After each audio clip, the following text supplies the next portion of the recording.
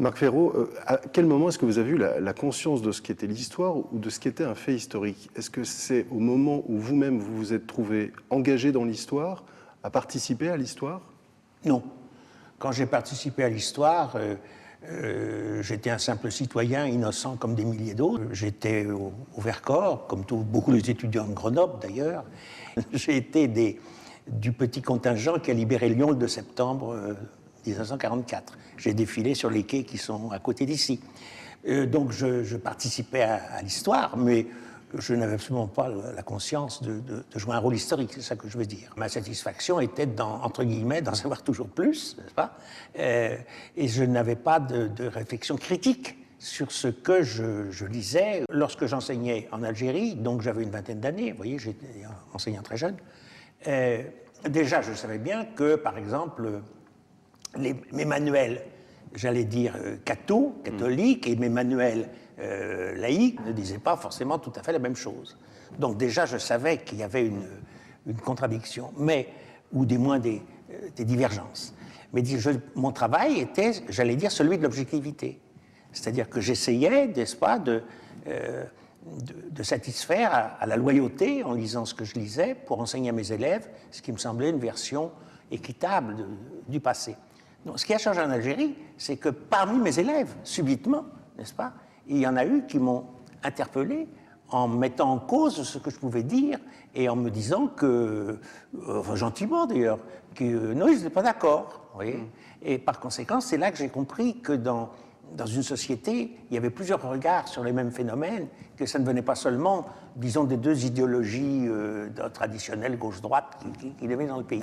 Et effectivement, c'est là que je me suis aperçu de tas de choses. D'abord que les petits Arabes valorisaient les nomades, alors que nous, métropolitains, nous valorisions les sédentaires, n'est-ce pas?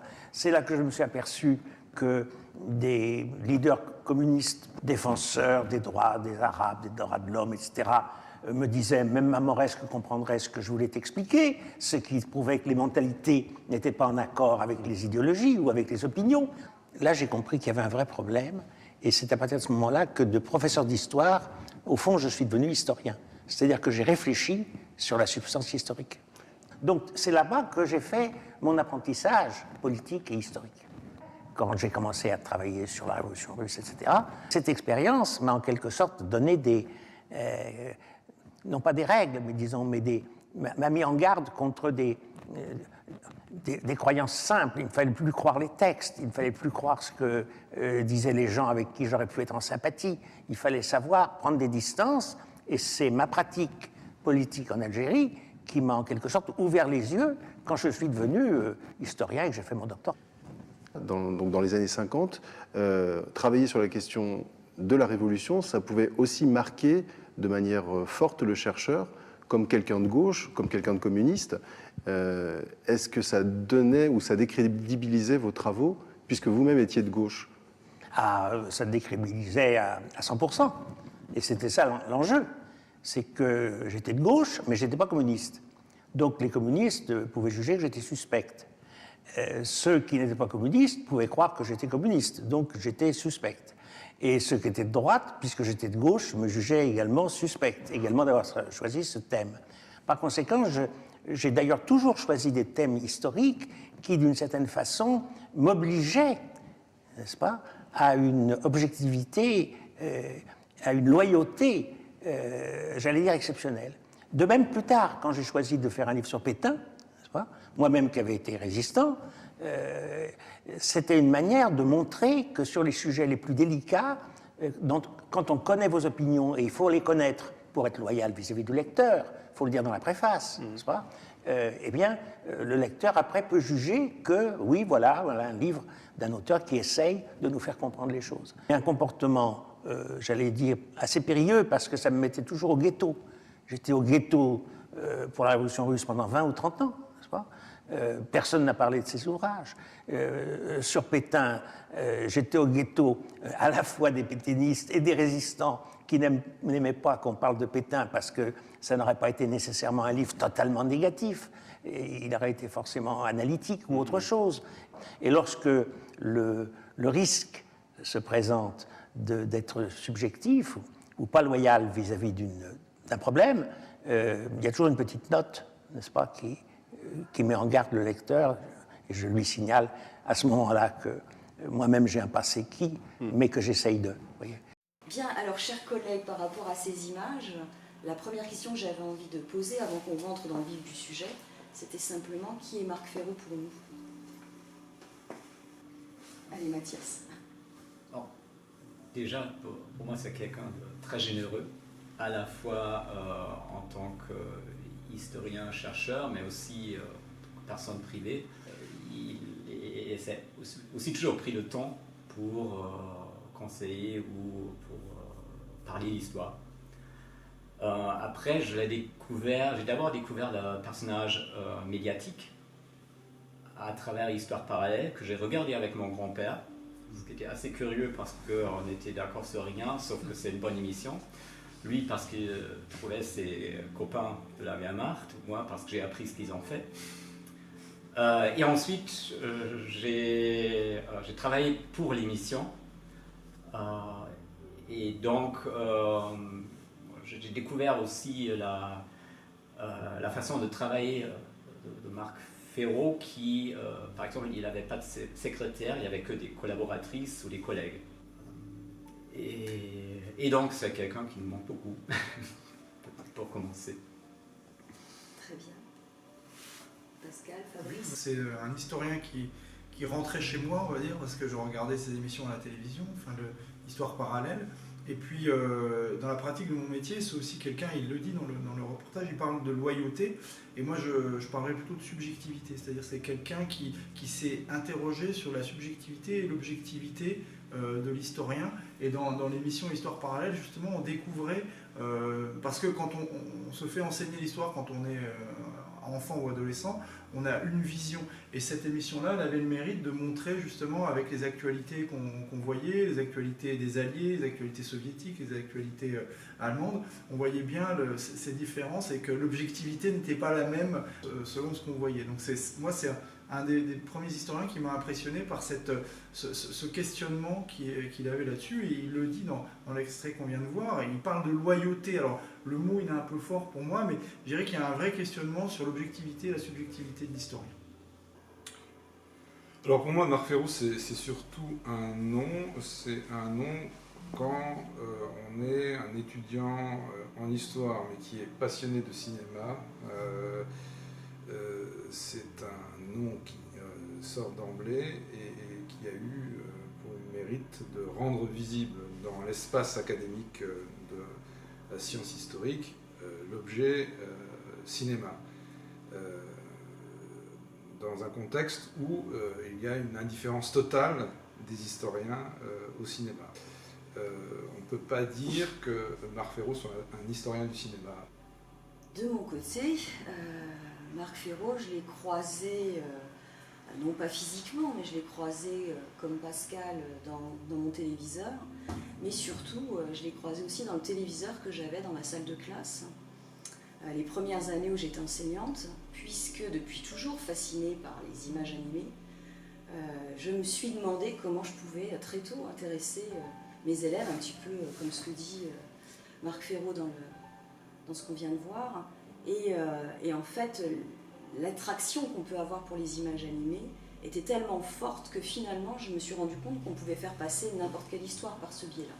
Donc au démarrage, j'ai commencé par les films de fiction, et puis avec Histoire parallèle, je me suis dit qu'effectivement, on pouvait davantage utiliser les images d'actualité, ce que j'ai fait assez fréquemment. Et les réactions de mes élèves étaient surprenantes, bien évidemment, puisqu'ils avaient le cadre de la salle de classe qui leur permettait en fait de mettre une forme de véracité sur les images. Donc après, on travaillait bien évidemment sur l'esprit critique pour voir que toutes les images ne donnaient pas une vision du réel, mais bien encore une fois une représentation du réel. Donc c'était effectivement un point extrêmement important pour moi qui débutait, et ça me permettait d'avoir une entrée solide, on va dire, finalement dans la discipline. Comme si j'avais finalement Marc Ferraud qui m'aidait quelque part à faire mes premiers cours. Il y a plusieurs choses dans ce qu'il dit. Moi, j'ai retenu une chose qui me touche particulièrement, c'est toujours ce terrain on l'a dit déjà un petit peu, de l'objectivité par rapport à notre discipline qui est particulière. Et le nombre de fois où il dit justement, mais là j'ai pris du recul, j'ai pas fait le sujet que je connaissais peut-être le mieux parce que je l'avais vécu. Et il insiste sur cette distance peut-être nécessaire entre l'événement qu'on vit et finalement l'événement qu'on raconte, puisque ce n'était pas forcément l'objet de ses écrits, de ses recherches. C'est en Algérie et l'expérience politique qu'il a fait qui l'a rendu historien. Ce qui est curieux parce qu'avec le cinéma c'est la même chose. Il a d'abord fait des films et ensuite il a écrit sur cette époque. Il a fait son premier film en 1964 sur la Grande Guerre et l'ouvrage va paraître en 1968. Donc normalement c'est l'inverse. Il y a d'abord un ouvrage scientifique et ensuite on va faire un film. Et peut-être c'est l'expérience d'abord, la pratique, pour ensuite faire un travail de chercheur et d'historien sur ce qu'il a vécu. Et après, je pense que ça caractérise aussi le travail de Marc Ferraud, de pas faire semblant d'écrire l'histoire de façon objective, de communiquer son point de vue, tout en essayant d'être le plus objectif possible. Oui, il était très scrupuleux, c'est intéressant parce qu'il s'appliquait à lui-même des règles que beaucoup d'historiens ne s'appliquent pas. Et d'ailleurs, paradoxalement, parce que vu comme il était scrupuleux, il aurait pu se permettre peut-être de déroger aux propres règles qu'il s'appliquait. C'est curieux, c'est ce qu'a dit Mathias, sur d'abord la pratique, le film, et après, bien après, l'ouvrage. C'est curieux, alors qu'il est reconnu comme un historien, il l'a bien expliqué, qui est placé idéologiquement de telle façon que justement il est à l'écart des autres et des grands courants, par exemple le courant marxiste des années 50-60, et finalement, quelque part, ça ne lui suffit pas. Il dit voilà, mais en plus, il faut le recul historique. C'est assez intéressant cette règle finalement qu'il s'est imposée. Il saisit l'efficacité de l'image dans, pas le récit historique, mais dans le récit pédagogique. Et donc, il continue avec ses écrits, en tous les cas ses écrits sur le cinéma, à penser la manière dont l'image peut être utile pour l'historien d'un point de vue pédagogique. Est-ce qu'il pense l'utilité du cinéma d'un point de vue de la recherche, comme dans la tradition de ce que l'on appelle la sociologie visuelle, l'anthropologie visuelle, qui est une autre manière, encore une fois, d'utiliser le cinéma. Marc Ferraud nous invite à utiliser le film comme une archive. Il peut nous inviter aussi à utiliser la caméra comme une manière de comprendre le réel. On a compris que je me situais dans l'histoire du cinéma, donc pas dans faire de l'histoire avec le cinéma. Et donc il faut quand même rappeler que c'est quelque chose qui, jusqu'à récemment, je dirais jusqu'à la mode de l'histoire culturelle, franchement, les historiens de l'histoire, enfin, les historiens professionnels en France ne se sont jamais intéressés à l'histoire du cinéma. Et même un de mes maîtres, très proche de Marc Ferraud dans sa manière de procéder, encore qu'il a quand même écrit des ouvrages d'histoire du cinéma, donc Pierre Sorlin, pas plus que Marc Ferraud, n'ont fait d'une certaine manière de l'histoire du cinéma. Bon, il y a quand même des ouvrages de Pierre Sorlin, je pense à European Society, European Cinema, qui sont objectivement des ouvrages d'histoire du cinéma. Mais donc, je me demandais, en t'écoutant sur la question des images, si le cinéma était un art des images. Donc, ce que je ne crois pas. Je pense que c'est un art du spectacle et que cette manière de faire la distinction, qui renvoie encore une fois à la distinction de méthode, est-ce qu'on va faire de l'histoire avec le cinéma ou est-ce qu'on va faire de l'histoire du cinéma, c'est de rappeler que lorsque l'on invite le chercheur à utiliser le film comme une archive, on l'enferme dans l'espace du laboratoire. Et on fait comme si les films n'étaient pas eux-mêmes des supports pour l'action des personnes que nous observons. c'est en ce sens-là, faire l'histoire du cinéma est une démarche radicalement différente. Et une manière de comprendre une dimension du cinéma qui a à voir avec ce que tu rappelais pour son efficacité pédagogique, qui est le rappel de sa dimension démocratique. C'est-à-dire que c'est alors dans mon cas, un art extrêmement partagé. Voilà. Est-ce que tu veux répondre, Mathias, puisque toi aussi, tu es spécialiste du cinéma? Après, je ne suis pas historien, donc je ne me sens pas attaqué. Mais par rapport à Ferro, je pense que là aussi, c'est l'entrée par la pratique qui a joué un rôle important. Et alors, Marc Ferro, il considère son premier vrai article sur le cinéma, son article de 71, où il définit le cinéma source et agent de l'histoire.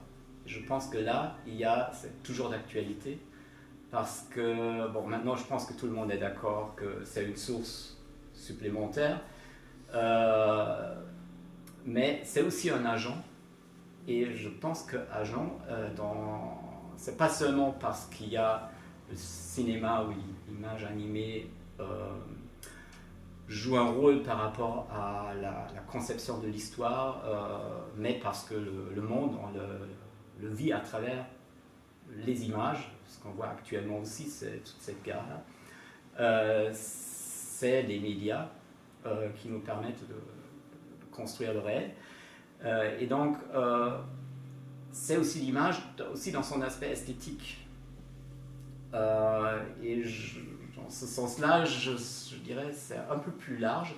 Et chez Marc Ferro, il s'est toujours concentré sur le rôle de l'image dans l'histoire, en tant qu'historien. Mais ça n'a pas exclu l'aspect esthétique qui, après, va aussi jouer un rôle par rapport à la perception du réel, par rapport à l'aspect pédagogique, parce qu'il a aussi une longue expérience de production de films dans un contexte pédagogique. Il avait fait les films Super 8 au début des années 70, des films en 16 mm d'une durée de 13-14 minutes pour qu'on puisse les utiliser en cours. Il a fait un ouvrage aussi sur comment on enseigne l'histoire aux enfants à travers le monde. Et je pense que ça aussi nourrit ces réflexions par rapport à l'image et le rôle dans la recherche historique. Mathias, toi qui as travaillé avec Marc Ferro, est-ce qu'on peut dire qu'il ne privilégie pas, malgré tout, dans le document audiovisuel, le film d'actualité? Je dirais non, parce que la première conférence qu'il a fait au niveau international, c'était à Londres, un colloque avec Pierre Sorlin, où ils ont parlé de un film de fiction. Et aussi dans Histoire et cinéma, il y a beaucoup d'articles sur des films fictionnels. Et d'ailleurs, lui-même, il s'est beaucoup intéressé aux fictions, pas les fictions historiques, que lui aussi bien que Pierre Sorlin, comme les films qui parlent de l'histoire sont généralement sur le présent. Et donc, ces films-là ne les ont pas intéressés, mais les films qui sont situés dans le présent, aussi bien des comédies que des drames. Et je dirais cette perception qu'il s'est plutôt intéressé aux actualités, c'est dû à l'histoire parallèle, et aussi au fait que lui-même, les films qu'il a faits, il a toujours refusé d'être réalisateur, il se définit lui-même comme auteur, historien. Ce sont au début des films de montage,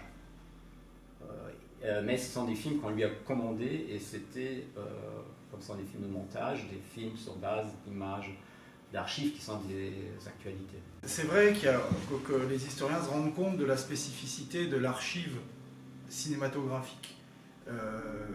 Mais il a fallu du temps pour que l'histoire des représentations rentre vraiment dans l'analyse. Alors, il y a des films célèbres qui ont été analysés par les historiens, je pense notamment à ce vieux film de Griffith, The Birth of a Nation, La naissance d'une nation, et on est là vraiment dans la représentation. Donc, mais c'est vrai, pour être d'accord aussi avec Fabrice, il y a une utilisation des archives, des archives documentaires, parce que c'est peut-être d'une certaine façon plus facile, parce qu'on utiliserait alors l'archive documentaire, comme dans l'histoire parallèle, comme une archive classique, comme un papier, comme un carton d'archives, et c'est plus compliqué de travailler dans le domaine des représentations sur une analyse cinématographique, sur le cinéma qu'on prendrait comme une volonté de la part des gens de donner une image d'eux-mêmes à un moment M de l'histoire pour qu'on retienne cela. C'est plus complexe aussi. Il y a aussi une histoire de complexité, il faut l'expliquer. Et souvent, même les grands historiens qui ont trouvé un sujet, souvent ils ont une source qu'ils ont beaucoup exploitée, et parce que c'était plus facile que de creuser, pour le coup, en histoire du cinéma, comme les spécialistes de l'histoire du cinéma le font, et qui est vraiment une discipline. Alors évidemment, il y a plein de liens entre les deux, mais c'est une discipline à part entière et qui est complexe. On peut aller sur ces histoires d'utilisation des archives cinématographiques, mais c'est une spécialité, enfin à mon sens. C'est comme ça que je réconcilierais les deux, l'histoire du cinéma et les historiens tout court, qui auraient tendance à utiliser ça en plus, un peu ce que dit Mathias sur l'utilisation d'histoires parallèles. Ça mettait aussi en lumière une forme d'archive qui était peut-être dévalorisée par les historiens traditionnels. Et Marc Ferro, il a contribué à ce que les historiens, à l'époque où on a mis en place l'histoire du temps présent, fin des années 70, début des années 80, où on utilise ce type d'archives qui était peut-être déconsidéré par rapport à la grande archive officielle, étatique, entrepreneuriale, etc., qu'on avait dans des cartons ou sur des papiers. Alors, pour faire le lien peut-être avec ce que vous avez dit tous les trois, d'un point de vue pédagogique, le documentaire suscite plus d'intérêt de la part des élèves en tant que document, pour le coup, d'histoire. C'est-à-dire que le film de fiction, quand on commence à le projeter, même si nous, on a en tête qu'effectivement, on va l'exploiter pédagogiquement pour rendre compte peut-être d'une situation historique, en réalité, eux pensent, et là tu vas être content, pensent loisir, systématiquement. Alors qu'effectivement, à partir du moment où on projette soit des images d'actualité ou des documentaires, ils ont une attitude qui change complètement. Ça devient sérieux. Et effectivement, les représentations qu'ils peuvent avoir sont à ce moment-là déconstruites. Mais notre boulot à nous, ça va être justement d'avoir ce regard critique pour considérer ces documents comme des documents autres à traiter en histoire et effectivement de voir quelle critique on peut faire de ces documents. D'un point de vue de méthode, le document visuel pose les mêmes questions que le document écrit. Il ne parle pas pour lui-même, l'image ne parle pas pour elle-même, elle a besoin non seulement d'être interprétée, mais souvent on la fait parler d'ailleurs, et c'est ce que ne cesse de faire Marc Ferro dans l'histoire parallèle, il fait parler l'image en invitant des personnes. On peut difficilement ici faire abstraction dans l'apport de Marc Ferro du moment où ça se passe, c'est-à-dire d'une ouverture de l'histoire à d'autres disciplines dans les années 60, et puis évidemment de la constitution institutionnelle de certaines sections universitaires qui n'existaient pas. Bon, moi je pense évidemment à ma section d'appartenance, la 18e section, qui est art, esthétique, théorie de l'art, art du spectacle. Bon, c'est un peu l'auberge espagnole, c'est l'intitulé qui est le plus long quand on regarde les documents officiels. Et puis on a bien évidemment nos collègues des sciences de l'information et de la communication, l'Infocom, 71e section, qui revendique l'étude du cinéma et de l'audiovisuel. Alors ce qui est intéressant avec ces collègues, c'est que d'une certaine manière, ce sont eux qui ont mis indirectement l'accent sur des choses qui concernaient l'en dehors de l'image, c'est-à-dire la question des médias, de qui les regarde, qui les fabrique.